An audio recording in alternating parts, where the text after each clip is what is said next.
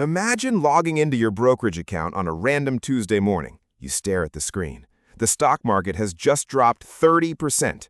In a matter of weeks, your investments have lost massive amounts of value. Tens of thousands, maybe hundreds of thousands of dollars, wiped out. At the exact same time, you still owe the exact same mortgage on your house. The bank doesn't care that the market crashed. They want their payment on the first of the month.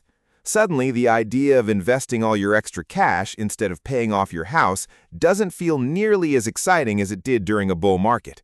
The math may still work over a 30-year timeline, but emotionally, you are terrified. And you aren't alone. In moments like this, many people panic. They stop investing. They sell at the worst possible time, converting paper losses into permanent capital destruction. Or they simply lose sleep, wondering if they made a massive mistake. This scenario captures the tension at the heart of one of the most enduring dilemmas in personal finance. Should you pay off your mortgage early, or should you invest the difference? If you ask a spreadsheet, the answer is usually straightforward. The spreadsheet assumes you are a perfectly rational, emotionless utility maximizer. Let's say you were one of the millions who locked in a low 3% mortgage rate. If you can earn an 8% return in the stock market or even a guaranteed 5% in a risk-free government bond, the math screams at you to invest. There's an economic mechanism at play here called the inflation subsidy. If inflation is running at 4% and your mortgage is locked at 3%, you actually have a negative real interest rate. The purchasing power of your debt is shrinking faster than the interest is compounding. In real terms, the bank is losing and you are winning. Every year, you pay the bank back with devalued, cheaper dollars, while your investments compound. Mathematically, putting extra money into a low-interest mortgage essentially destroys your own wealth. But that is the spreadsheet brain talking. What about the survival brain? Behavioral finance paints a starkly different reality. We are heavily influenced by cognitive biases, particularly loss aversion. Prospect theory, developed by psychologists Daniel Kahneman and Amos Tversky, proves that the psychological pain of losing money is twice as powerful as the pleasure of gaining that exact same amount. When your stock portfolio drops by 30%, the asymmetry between your shrinking assets and your massive, fixed mortgage liability triggers severe stress. A landmark study from Stanford University isolated the psychological impact of holding debt. Researchers found that simply carrying debt creates a cognitive burden. It clutters our brain. It causes debt-averse individuals to make suboptimal choices because they are hyper-focused on eliminating the liability. For these people, the psychological tax of owing hundreds of thousands of dollars far outweighs the theoretical pleasure of a higher spreadsheet return. This brings us to a concept I call the sleep test. It is my absolute favorite way to approach this debate. Forget the math for a second and ask yourself one simple question. What keeps me awake more? Is it knowing that you still owe hundreds of thousands of dollars on your home? Or is it knowing that you're missing out on potential investment growth? Your answer reveals your true risk tolerance. Some people fundamentally hate debt, even cheap debt. Others don't mind it at all, viewing it merely as a tool. Neither personality is wrong. If paying off your house gives you confidence, reduces your cognitive load, and helps you sleep deeply at night, that has immense value, real, tangible value. Conversely, if watching your investments compound gives you a profound sense of financial security, that also has value. The point of personal finance is that it is deeply personal. The objective isn't to copy a billionaire's strategy or to blindly follow an internet guru. The objective is to build a strategy you can actually follow for decades. Because here is the brutal truth.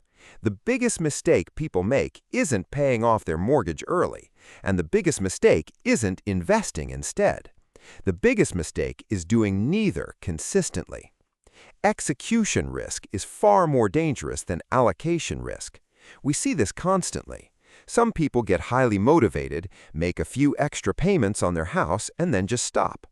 Other people set up an automatic transfer to their brokerage account, invest for a few months, and then quit the second the market experiences a correction. They switch strategies every 2 years based on whoever is shouting the loudest on social media. The quantitative analysis of investor behavior consistently shows a massive gap between market returns and actual retail investor returns. Why? Because people abandon their plans.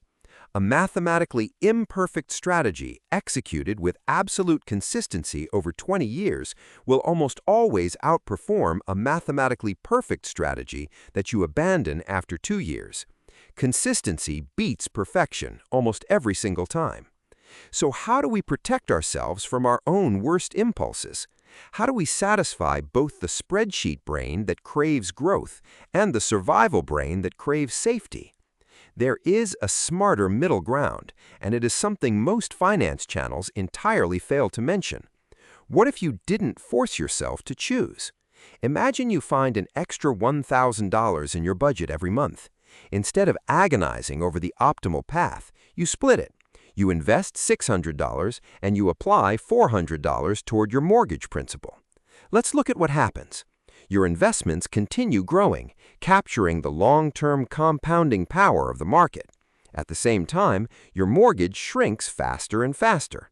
Psychologically, this is brilliant. Behavioral economists talk about a concept called mental accounting, where humans place money into different buckets based on its purpose. By splitting your cash flow, you create a wealth-building bucket and a peace-of-mind bucket. You create a progress feedback loop. You feel like you are making massive headway on both of your goals.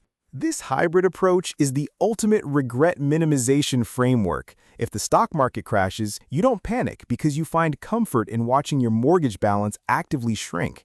If the market surges, you don't feel the bitter sting of missing out because your investments are right there riding the wave. No, splitting your money is not mathematically perfect. It will never produce the highest absolute number on a 30-year projection. But remember, the best financial strategy is often the one you will actually follow. If a hybrid approach acts as a behavioral shock absorber and keeps you consistent, you will likely outperform the person who chased the perfect strategy but gave up the moment things got rocky. Now, let's look at when it makes sense to lean heavily toward one side or the other. You should seriously consider prioritizing your mortgage payoff if your interest rate is relatively high. At those rates, paying down principal yields a guaranteed risk-free return.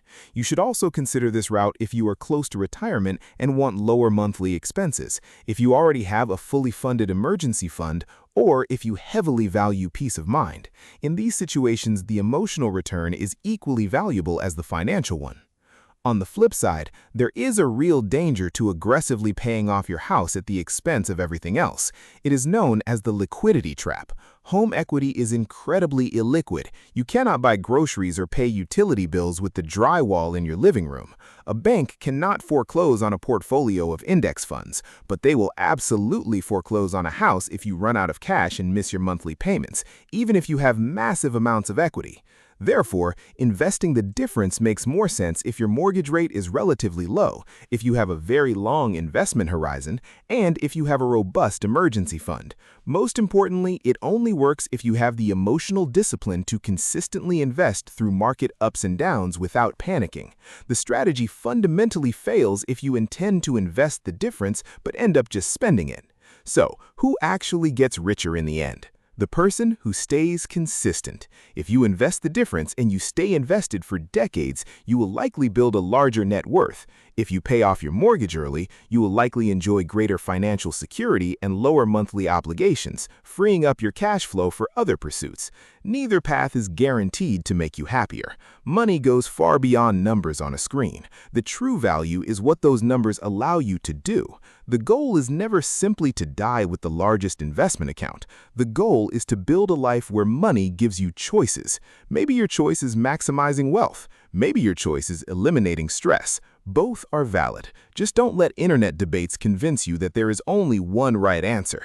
Now, I want to hear from you. Think about your own financial situation and your own sleep test. If someone handed you an extra $1,000 every month starting tomorrow, what would you do? Would you pay off your mortgage early, invest every dollar, or split it between both? Tell me why in the comments. I read every single one.